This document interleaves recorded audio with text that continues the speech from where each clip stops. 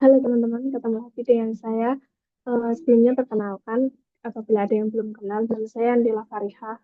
Ini untuk memenuhi tugas kuliah sistem temu kembali dengan nama Andila Farihah dan NIM A11 2022 14667. Pada kesempatan kali ini, saya akan menjelaskan tentang proyek proposal yang kami buat untuk memenuhi tugas tersebut, yaitu kami membuat dengan judul Sistem Pendeteksi Penyakit Diabetik Retinopati berdasarkan hasil OCT retina menggunakan CNN. Nah, sebelumnya sudah kita ketahui diabetik retinopati itu apa. Eh, Apabila ada yang belum paham, bisa saya berikan sekilas itu diabetik retinopati itu merupakan komplikasi diabetes yang menyerang pembuluh darah retina dan menjadi penyebab utama kebutaan pada usia produktif. Menurut WHO sendiri, itu diperkirakan ada sekitar 463 juta orang dewasa sekitar usia 20 hingga 79 tahun hidup dengan diabetes pada tahun 2019. Dan angka ini diproyeksikan mencapai 700 juta pada tahun 2045 nanti. Nah, hal tersebut sangat berbahaya apabila kita hiraukan begitu saja. Ketelitian dalam diagnosis diabetik retinopati sangat penting karena kesalahan dalam identifikasi dapat berakibat pada keterlambatan penanganan dan berpotensi menyebabkan kebutaan. Hal tersebut berbahaya karena apabila kita terlambat sedikit akan membahayakan diri kita sendiri. Deteksi dini penting, namun memerlukan keahlian khusus dalam interpretasi foto fundus dan pencitraan OCT. Nantinya, teknologi CNN akan membantu mempercepat dan meningkatkan akurasi screening DR atau diabetic retinopathy, membuat proses diagnosis menjadi lebih efisien dan akurat. Kenapa bisa dikatakan efisien dan akurat? Karena dengan adanya sistem ini, dokter tidak perlu menganalisis dengan lebih lama atau lebih detail karena kita butuh efisiensi dan akurat. Tujuan dari penelitian ini nanti akan mengembangkan model CNN untuk mendeteksi retinopati diabetik dari citra OCT retina. Nanti akan diintegrasikan ke dalam aplikasi web berbasis Streamlit dan kita akan mengambil data dari Google yang telah dibuka secara umum atau secara luas gitulah ya. Nah, nantinya akan diproses melalui tahapan processing, yaitu ada resize, augmentasi, dan normalisasi. Terus ada yang lainnya nanti. Terus ada juga model yang dilatih dan dievaluasi dengan metrik akurasi, presisi, recall, dan F1 score. Lalu nanti akan diimplementasikan pada aplikasi yang memungkinkan pengguna mengunggah gambar OCT dan menerima diagnosis otomatis tingkat keparahan RT. Jadi nanti sistem yang akan kami bangun itu nanti berbasis web dan bisa digunakan dengan cara kita mengunggah foto atau citra OCT yang telah kita miliki nanti akan dideteksi oleh sistem dan akan dijelaskan eh, bagaimana terkait mata kita nantinya melalui dilihat dari retina kita. Nah, selanjutnya ada metode. Pada metode yang pertama kita perlukan untuk studi pustaka. Pada studi pustaka kita telah melakukan riset-riset dengan cara melihat jurnal-jurnal yang telah melakukan penelitian terlebih terdahulu terkait diabetik retinopati. Yang kedua, kita mencari data. Pada pencarian data, kita melakukannya dengan mencari di Google. Selanjutnya, setelah kita mencari data, kita melakukan preprocessing data.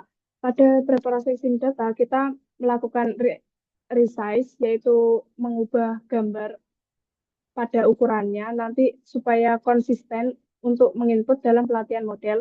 Lalu ada augmentasi data, nanti menambah variasi data dengan teknik augmentasi seperti rotasi, flipping, atau zooming untuk meningkatkan generalisasi model. Selanjutnya ada normalisasi, itu nanti tujuannya untuk menyesuaikan nilai piksel citra kita dalam rentang 0 hingga 1. Lalu terdapat juga labeling. Nah, labeling ini nanti penting karena nantinya kita gunakan untuk klasifikasinya. Pada penelitian yang akan kami buat itu ada 5 klasifikasi, yaitu ada severe, proliferatif, moderate, mild, dan not diabetic retinopathy. Severe sendiri itu nantinya bisa membedakan dia terdapat kerusakan signifikan pada retina, ya, yang berarti itu beresiko tinggi untuk terkena diabetik retinopati. Yang kedua ada proliferatif, itu ditandai dengan pertumbuhan pembuluh darah abnormal pada yang menyebabkan pendarahan dan nantinya bisa meningkatkan resiko komplikasi serius. Yang ketiga ada moderate. Moderate itu yang sedang-sedang atau tengah-tengah. Dia menunjukkan perubahan sedang. Jadi di retinanya terdapat perubahan yang sedang, tetapi tidak ada resiko kehilangan penglihatan yang signifikan. Yang keempat ada mild. Mild itu terdapat perubahan ringan pada retina. Jadi tetap ada perubahan pada retinanya, namun kondisinya masih relatif baik. Yang kelima ada diabetic retinopathy, itu artinya retinanya dalam keadaan sehat, sehingga secara seharusnya dia tidak terkena diabetic retinopathy. Selanjutnya, setelah kita melakukan pre-processing data, lalu kita menggunakan arsitektur model. Nah, pada kesempatan kali ini kami menggunakan arsitektur CNN. Kenapa kami menggunakan CNN? Karena CNN mampu mengidentifikasi pola-pola visual yang kompleks pada gambar medis yang mungkin luput dari pengamatan manusia, yaitu pada tahap ini ya dokter nantinya.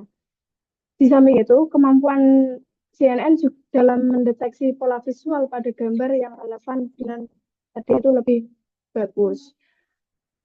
Setelah menggunakan model CNN, nanti setelah di pre-train akan di fine tune pada dataset OCT retina yang telah dikumpulkan sebelumnya.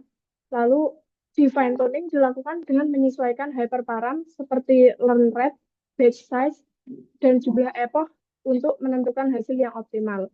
Setelah kita memilih arsitektur model, selanjutnya kita melakukan pelatihan model. Pelatihan model kita lakukan, lalu kita evaluasi modelnya dengan cara melihat akurasinya, nanti berapa persentase prediksi yang didapat, terus presisinya gimana, recall-nya nanti untuk mengukur proporsi gambar, lalu nanti ada F1 score.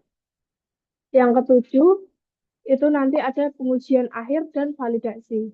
Setelah CNN tadi dilatih, model yang akan diuji untuk memastikan akurasi dan keandalannya dalam mendeteksi diabetik retinopati dari gambar OCT. Setelah diuji, nantinya kita bisa melihat yang sebelumnya perhitungannya bagaimana kinerjanya seperti akurasinya, presisinya, recall, F1-nya, F1 score-nya. Terus nanti hasil prediksi akan dibandingkan dengan hasil dari jurnal yang relevan untuk validasi lebih lanjut. Jadi, sistem yang kita bangun nantinya validatornya adalah jurnal-jurnal yang sebelumnya telah melakukan riset terkait diabetik retinopati. Setelah itu ada implementasi sistem web. Nah, setelah model CNN terlatih, nanti akan diimplementasikan ke dalam aplikasi web dilakukan menggunakan Streamlit. Proses dimulai dengan pengaturan lingkungan pengembangan dan instalasi Streamlit serta pustaka pendukung. Antar muka pengguna nanti akan dibangun untuk memungkinkan pengguna mengunggah gambar OCT. Jadi nantinya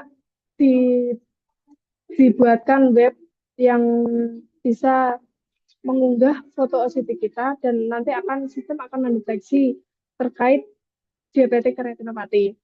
Setelah itu ada uji coba sistem web. Uji coba sistem web nanti dilakukan dengan menguji fungsionalitas fitur aplikasi, termasuk pengunggahan gambar tadi nanti akan diuji, dan juga tampilan hasil diagnosis. Jadi nanti diagnosis sistemnya akan dianalisis lagi, diuji coba, apakah baik atau tidak.